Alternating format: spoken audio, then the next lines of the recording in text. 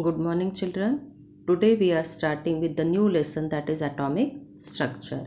You know that atoms were discovered long ago and they were thought about as they are the indivisible and the smallest particle which make the matter. So we are starting with Dalton's atomic theory. According to Dalton's atomic theory, matter is made up of indivisible particles which are called atoms.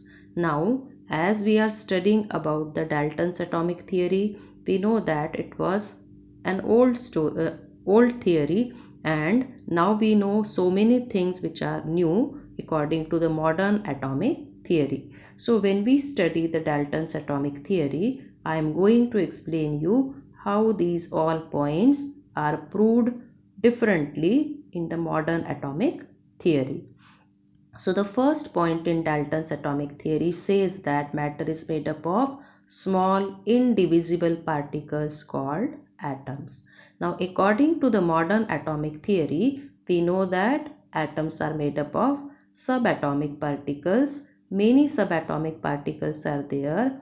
The main subatomic particles are electrons, protons and neutrons. So the first point of Dalton's atomic theory, which says that atoms are indivisible particles, is now contradicted, or it is improved, or it is changed with the help of the research, and it shows that atoms can be further divided into smaller particles.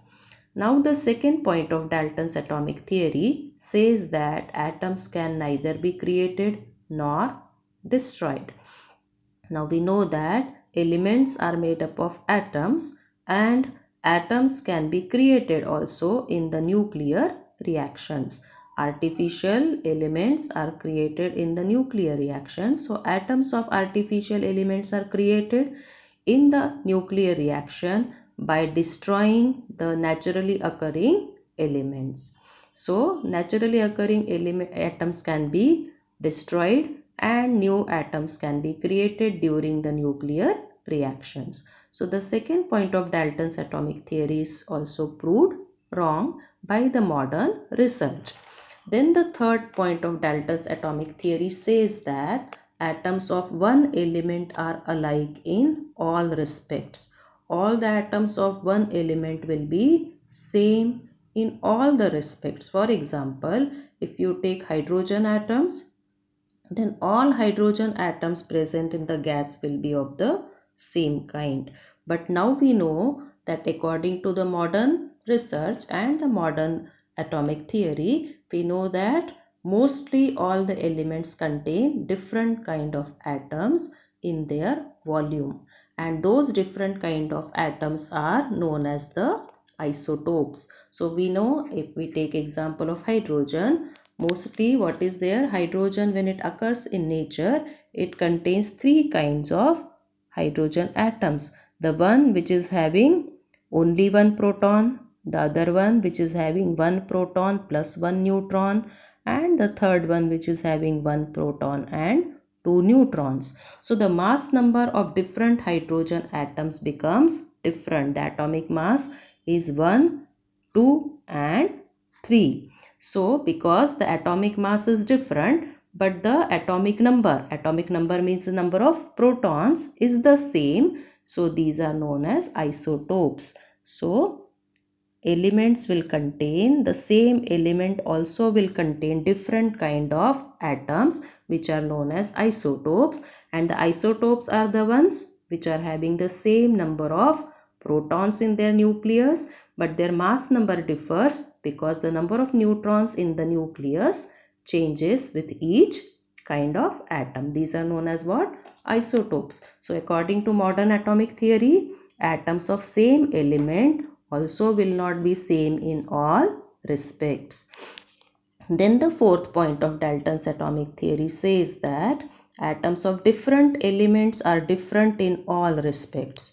Now, if you take two atoms of, say, two different kind of atoms, say you are taking one chlorine atom and you are taking one sulfur atom. So, you will see that they are different in all respects. But in some cases, for example, if you take potassium and you take argon. Then it is seen that in some potassium atoms the atomic mass is 40 and argon also the atomic mass is 40.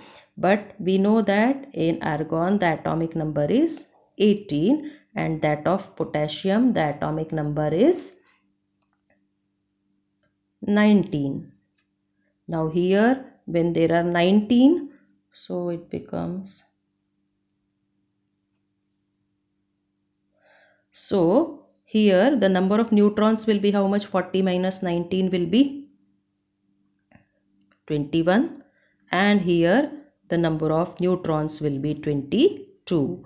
So though the mass number is the same but the atomic numbers are different, so their chemical properties are different, and such kind of particles or atoms of different elements which are having the same atomic masses but different atomic numbers are known as isobars.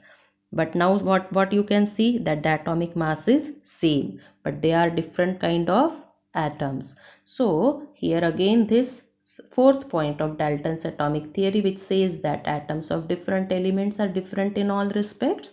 We can see in some cases their mass numbers can be same though they are atoms of different elements. So they can be similar in the respect of their mass number due to the total number of protons and neutrons remaining the same in the nucleus. Such examples are known as isobars. So this fourth point of the Dalton's atomic theory also is proved wrong, that atoms of different elements are different in all respects.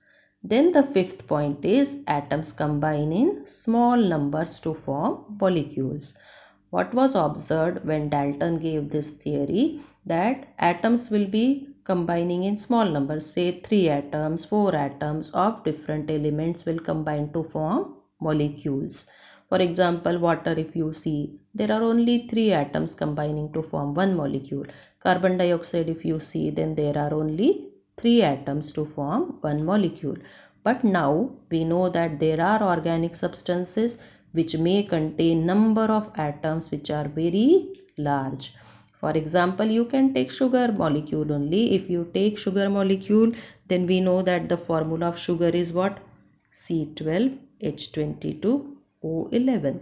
This is a simple molecule of sugar in which there are total how many atoms are there?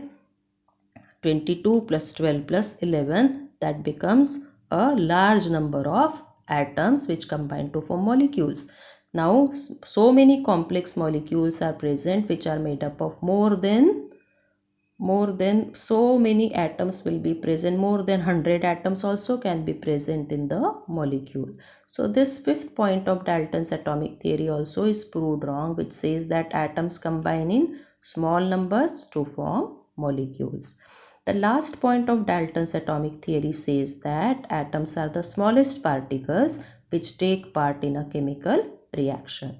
This point of Dalton's atomic theory holds true in the modern atomic theory also, and this says that the smallest particles are the atoms which can take part in a chemical reaction.